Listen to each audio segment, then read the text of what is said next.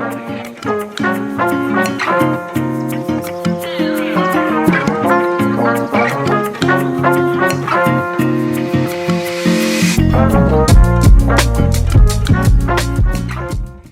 guys, we're back in the garden and today we're going to be harvesting the last tomatoes of the season. I cannot believe it. We still have some red ones and a ton of green ones that we need to get out of the garden. We're also going to be heading over to the brassica patch. We started those seeds together back in, I think it was late July. And I just want to show you the progress of those seedlings right now. They're not seedlings anymore. They're actually full grown plants. But just in case you wanted to know the timeline, if you're a northern gardener like me, if you're starting your seeds in July and planting them into the garden in August, what they would look like at this time of year. So let's get started. But before that, hi guys, my name is Marsha. I'm the Black Thumb Gardener and I live in Ontario, Canada, USDA Zone 5B, and welcome to my small backyard garden. If you're new here, I'd love for you to subscribe, and if you're returning, welcome back and thank you so much for supporting my channel. Now let's get started. So we're going to start off with a brassica patch and then do the big tomato harvest after. But there's a lot of things that we planted in this bed. We planted some kale, some broccoli, cauliflower, Brussels sprouts, beets, carrots. Everything you can think of is packed into this 9-foot Vago garden bed. Let's go check out what the status is of all of these plants. I have them covered with some garden mesh right now. I linked them in a couple of videos back. If you're interested in buying this mesh, just let me know and I'll link it in the comments below. We're gonna lift the veil and check out what's underneath. So let's do that now.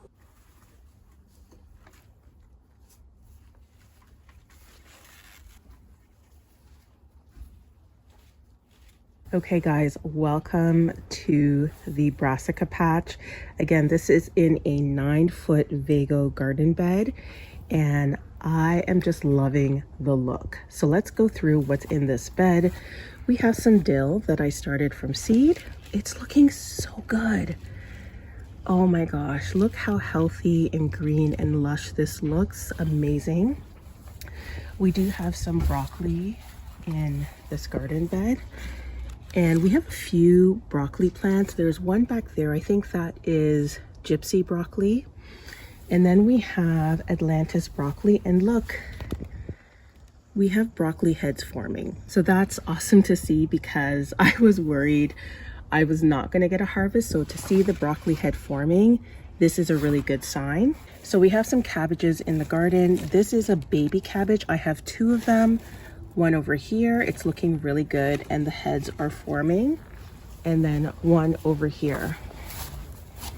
Oh, I think it's over here. Yeah. And then we have some Brussels sprouts that are really not doing anything right now. So I don't know if I'm going to get Brussels sprouts at the end of the season. I think there's another one here. Yeah, there's one right here. We have a lot of kale plants. So this is lacinato kale. And then I also have red board kale, which I tried in the spring and I really love the taste and the color. So I tried this one in the fall as well. I also have some cauliflower around the garden. So this is a cauliflower. Nothing's really, I don't think anything's happening right now. Oh, the head is starting to form. And I have another one that is right here and the head is just starting to form. So nothing major happening, a lot of green leafy growth, but we do have some broccoli heads that are forming. So underneath all of this green, we do have a lot of things happening. We have a lot of carrots. So this is the Autumn King carrots. We thinned them out together and they're looking really good right now. I'm just going to show you down below. Look at that. And then over on the side, we have some parsley that needs to be trimmed back again. And then we also have some beets, and that's the view. So I'm really happy with the progress of these plants. I think things are growing really nicely. I am gonna get a harvest at the end of the month. It's just taking longer for these guys to grow. And I've only fertilized, I believe, 1 time. So, you know, could I fertilize again? Yes, but I'm not going to. So I'm just gonna leave this bed to continue to grow and we'll be back at the end of October. So let's head over to the tomatoes to start harvesting. We have to grab our bowls first before we head over. And into the garden we go. I just love how beautiful the garden looks this time of year. Okay, so we have 2 tomato plants left in the garden. We had 8 plants in this garden. 1 here, 2 in this bed. And then we had 2 in that bed. And then we had 3 in this bed. So I just cleared some of the beds recently because I wanted to start planting garlic. So in this bed right here, I decided to clear that out and plant some garlic. I just posted a video about 6 mistakes that you should avoid if you're planting garlic this season. So check that out. I'll link that in the comments below. And I think we need to clear more beds so that we can plant more garlic because I have 5 pounds of garlic that needs to be planted. So we have a lot of red tomatoes on the vine. We also have some that have started to blush, and we also have green tomatoes, and that's completely okay. I'm going to harvest it all. The green tomatoes, red tomatoes, blushing tomatoes will all sit on the counter to start to cure.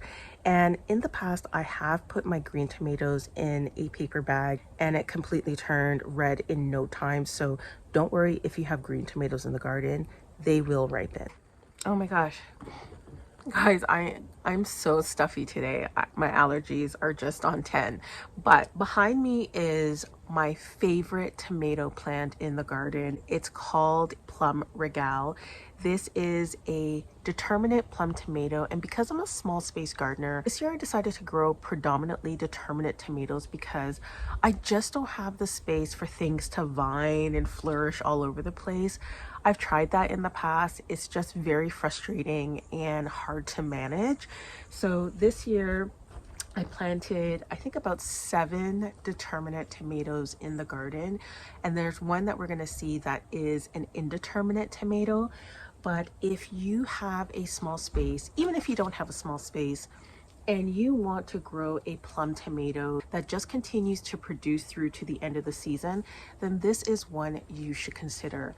Plum regal produces these beautiful big Roma tomatoes, and it's so prolific. Like I have been harvesting from this plant the entire season. I could just have 2 of these plants and I would be happy with my tomato harvest. So if you're looking for a new Roma tomato to try and you're looking for a determinate tomato, then I highly recommend trying plum regal.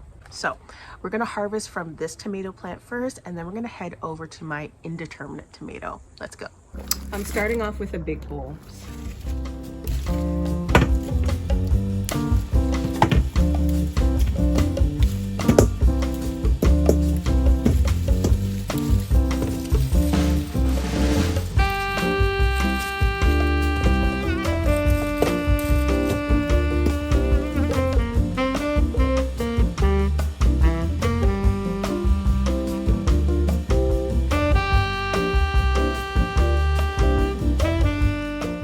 Guys, this is everything.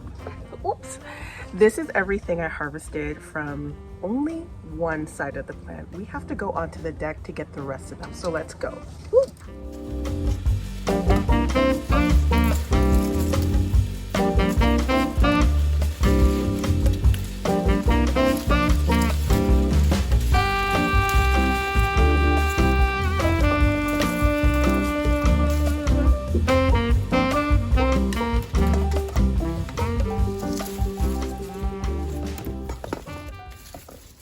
Okay guys, this is everything from one plant. One plant. One determinate plant. And I'm telling you, plum regal, if you have a small garden, this is a Roma that's for you. So one thing I do want to note is when I'm harvesting green tomatoes, I picked a lot off the vine, but some things I'm not going to keep. There are things like this tomato that's not completely developed. And I know it's green, but sometimes you can feel how hard and tough that tomato is. I'm not necessarily going to save them because I have ripened these indoors and the flavor is just not it. So I am going to go through this and pick out what I want to keep and what I want to just throw away, but I'm just taking it all off the vine and then we'll sort it later on. We're going to harvest our indeterminate tomato plant now. So behind me is the only indeterminate tomato plant I grew in my garden this year.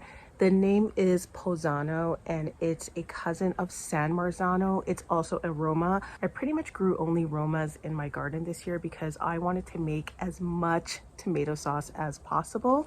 So what I did, because I had an indeterminate tomato, is that I wrapped it around this trellis arc. I felt that was the best way to manage an indeterminate tomato plant because it loves to vine. Rather than the indeterminate, I can just plop a tomato cage on it and it's perfectly fine. And that's exactly what I did. One thing I will say is with the posano, the taste was a little bit better than the plum regal. So that's my only comment. So let's get harvesting.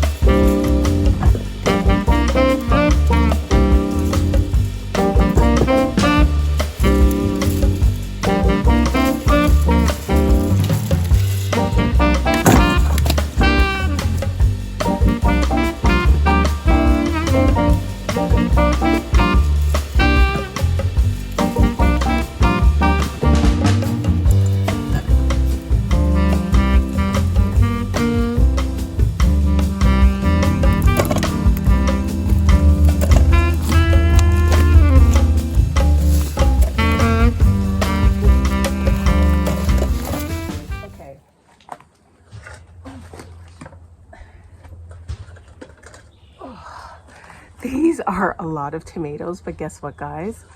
There is more at the top of the vine. So I'm gonna go inside and grab a ladder and see if I can grab those tomatoes as well.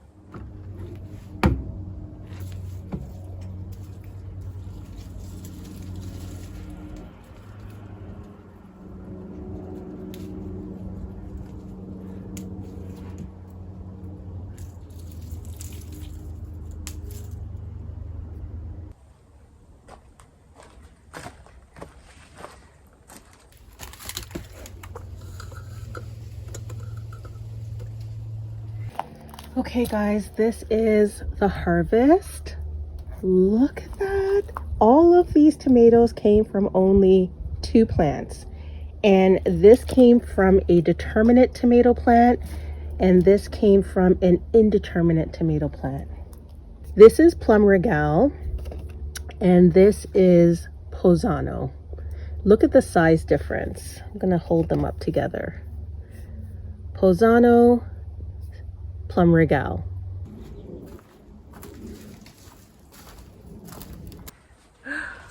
Okay, time to go bring these inside. So I spread out all of the tomatoes on the table. I'm gonna leave them here for now, but I am going to grab a paper bag and put a lot of the green ones, once I sort through them, into the paper bag.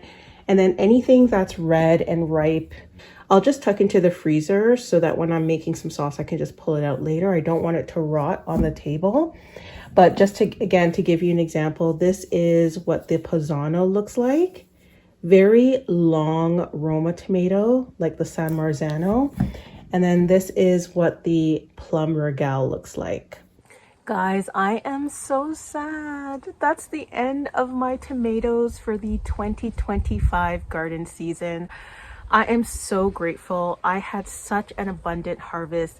That was like probably the 10th harvest of the season from all of the tomatoes I gathered. And thank you so much for being on the journey with me as I harvested all of the tomatoes from my garden. As the season comes to a close, I am just grateful that I have been able to harvest so much from the garden. And can you believe there's even more to harvest this month? If you've been watching my Vlogtober series, I've been very intentional in getting into the garden every single day just to do one thing. And that's been making it so much easier for me to not be overwhelmed as the season closes and having a massive list of to-dos. It's been so great to just get into the garden to do something small, no matter what it is. So again, if you haven't seen the Vlogtober series, I will link it down below. And again, guys, thank you so much for watching. Don't forget to like, comment, and subscribe, and I'll see you in the next one. Bye.